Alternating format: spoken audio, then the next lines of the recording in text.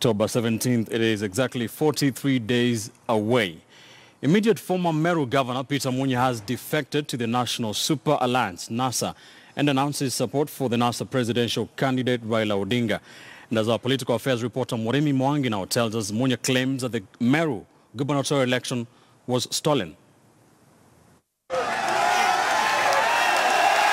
At the peak of campaigns ahead of the recently nullified August 8th presidential polls, the National Super Alliance landed in Meru with an unlikely mention of one Peter Munya. Hivyo Peter Munya for standing for what is truthful, what is just. Watu wa Meru wote watakurudisha kama gavana wao. Na sisi tuko tayari kufanya kazi na wewe.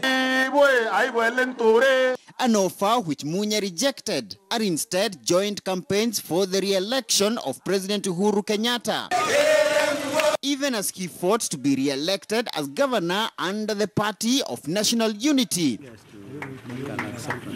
But exactly 25 days after losing the Meru governorship to former Senator Kiraitu Murungi, Munya has sought shelter under the opposition roof. With the energy that Governor Munya has, the faith that the people of Meru have shown in him because of his brilliant performance in the county, and as chair of the Council of Governors, we are sure that his team will greatly enrich our campaign. We want to be on the right side of history.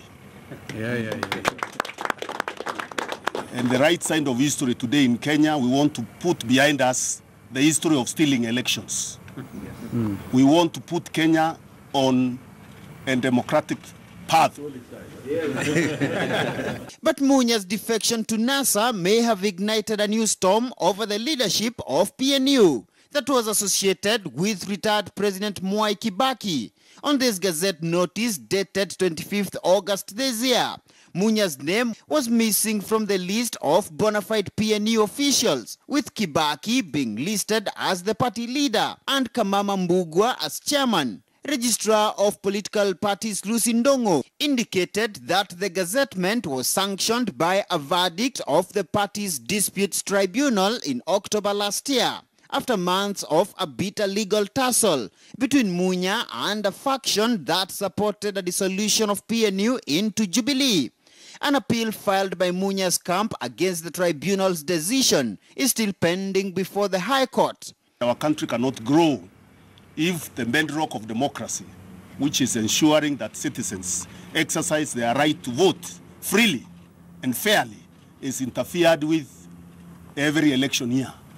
During the August 8th polls, Kiraitu, running on the Jubilee Party, captured the Meru governorship with 281,000 votes against Munya's 232,000, results which the former governor claims were cooked.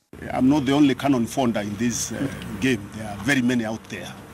And I want therefore to confirm to you that I am petitioning the election, and I've already gathered enough evidence, and even NASA gratefully has helped me with some of the information that clearly demonstrates how the election in Meru was stolen. We therefore call on all Kenyans of goodwill to hit the trail that the Supreme Court has laid out and ride the wave to a better Kenya